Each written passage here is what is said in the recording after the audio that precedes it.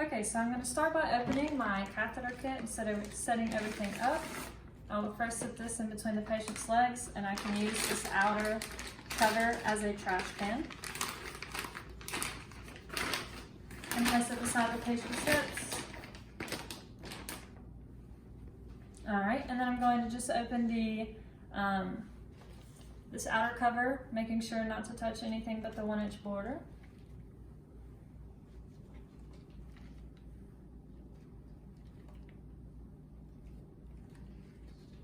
Alright, then I'm going to come over and don sterile gloves.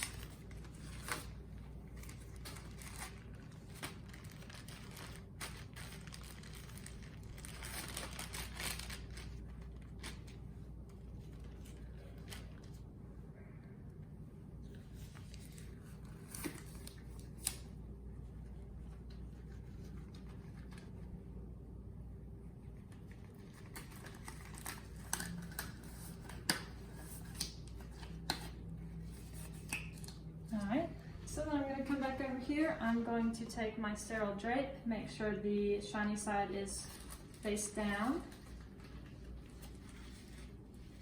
in between the legs. So then I'm going to take my cleansers and set them up. Alright, so then I'll take my betadine and pour it all over the cotton swabs, and then I would get rid of it. And then I would take my lubricant and pour it into the thing and get rid of it. And then I would take my sterile water and connect it to the balloon ports. After I connect that, I can take the plastic wrap off of the catheter.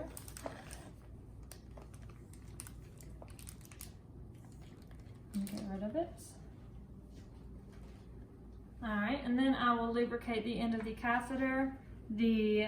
For female patients, I would lubricate 1 to 2 inches of the end of the catheter, and for male patients, I needed to do between 5 and 7 inches of lubricant. Okay, so now I'm going to verbalize how to clean a male and female patient for catheter insertion. For both patients, I would make sure to use aseptic technique. For a male, I would grab the penis and with my non-dominant hand, and if necessary, I would peel back the foreskin. I would lift up for slight traction and grab the forceps and the cotton ball. I would start at the top of the urinary meatus, going in a circular motion down the glans penis. I would repeat that process 3 times before inserting the catheter.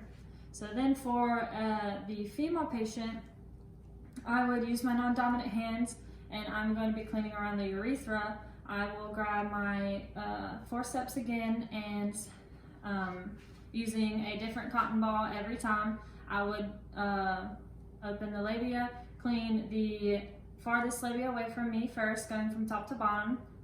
Then I would clean the labia closest to me, going from top to bottom, and then I would go down the middle, cleaning from top to bottom, all with different cotton swabs. And then I would also make sure not to close the labia back, or else I would have to start all over. And for either patient, the hand that is touching the patient is now contaminated, so it cannot cross the sterile field. I'm just going to show where the bifurcation is on the catheter, which is right here. It is important to notice because it is the exposed inflation and deflation ports. It is important to know where this is because it shows that whether the balloon is still in the prostatic urethra or not still, which it's not supposed to be. And it also just shows that the catheter is in place correctly. I'm going to demonstrate how to inflate and deflate the balloon of the catheter. So I would start by, for female patients, I would wait for a urine return and then advance the catheter 1 to 2 more inches. And then for male patients, I would wait until the catheter is inserted all the way to the bifurcation. And then I would insert the water. While holding pressure on the plunger, I would remove it. Alright, and then for deflating the balloon, I would aspirate 3 times.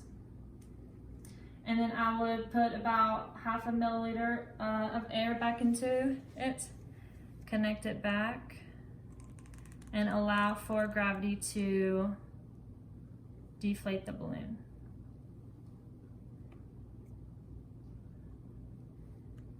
And then I know that it is safe to inflate the balloon once I have had urine return in both patients. So now I'm just going to verbalize how we would collect a urine specimen from a patient who just had their catheter inserted. So the port that we would be taking the urine from is this port right here. We would take a sterile container and take the lid off of it, placing it up so it's not contaminated. We would take a graduated cylinder to collect any urine that might spill. We would take off the ports and unclamp it, and we would pour the urine into the sterile container. We would make sure not to touch the top of the sterile container with the port top. Once we get done, we would reclamp the port and put it back. Put the lid back on the sterile container and make sure to put the label on the container and not the top of the container.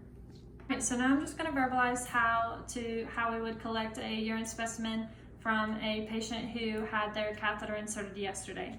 So this is the port that I would use to obtain the urine specimen. I would first start out by clamping the tube according to hospital policy. This allows for urine collection. Then I would cleanse the tip of the port with the cleanser that the hospital provides. I would make sure to give it time to dry, and I would make sure that it did not touch the sheets or the patient once it is cleaned.